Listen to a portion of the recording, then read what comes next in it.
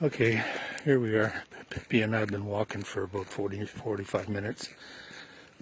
Getting towards the end, Tuesday, June the 2nd. Towards the end of our walk is what I mean. Anyway, we're walking down Birchwood towards the lake. It's very chilly again this morning. Yesterday was 2 in the morning, and I think today we might be lucky that we're at 3. My ears are cold, but I got my hoodie in case they get really cold. Anyway, I think those of us that watch the news, and particularly what's going on in the U.S., have to be really concerned. Trump has gone to some extremes. Nothing surprising me at all, actually, because of what I've been reading over the years.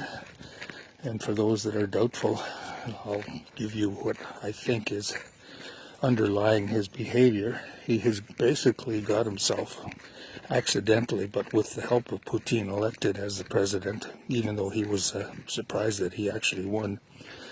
But now that he's been in the job for 3 years, and I use the term job loosely, he's been in the position, he's actually been very aggressive, destructive to the civilization of the U.S., what little there was before he got in, because it was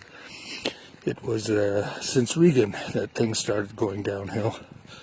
But back to the point I was trying to make, that Trump is a student of Hitler, and the USA is a fascist, corporate and elites-run state, and Trump has been and is now acting in a way to justify the use of troops. I mean, he's using the words National Guard, but he's threatening, if not already using, the U.S. military in a domestic way, even though it's, quotes, not legal to do so. Why? So that he can establish himself as the dictator of the fascist United States.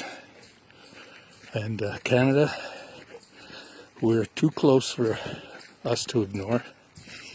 And not only that, we've got some, I'll use the term regressives, that would like to implement a lot of what has been implemented in the U.S., particularly favoring corporate desires, profit-seeking, what I call predatory capitalism, and particularly in the area of oil and gas, but not only, banking system, and corporations in general that are very, very large.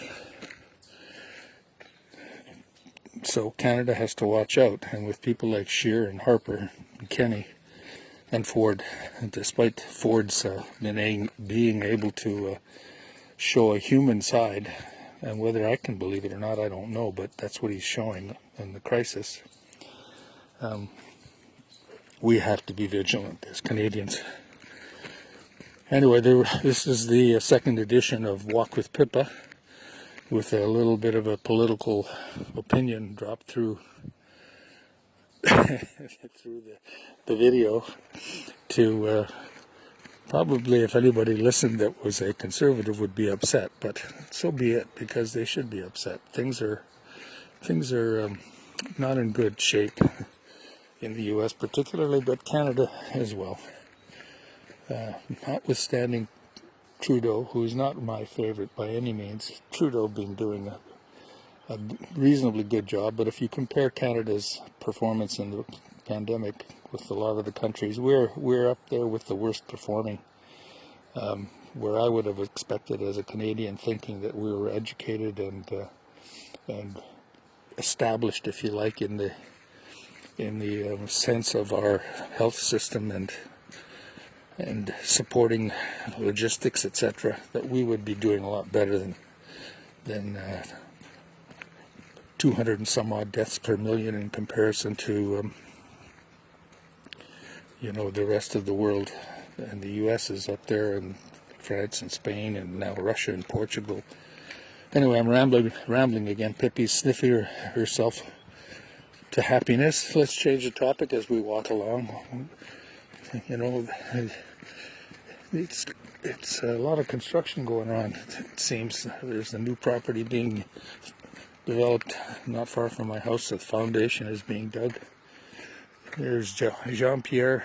Jean-Pierre's property looks in pretty rough shape. They had a fire 2 Februaries ago, and so he's moved himself into this little cabana. I don't know if he's staying there for a long time or a short time. And they had a big shovel up there digging around, and it looks to me like they're not digging a foundation, but rather just kind of landscaping the place. Anyway, and I don't know what that is over there. It looks like an outhouse, but I saw the guy building it yesterday when I was walking by with Pippa. And what it's going to end up looking like, I have no idea. Yeah, you can see the shovel up there. Not the biggest of shovels. And I guess he's made himself a driveway up there.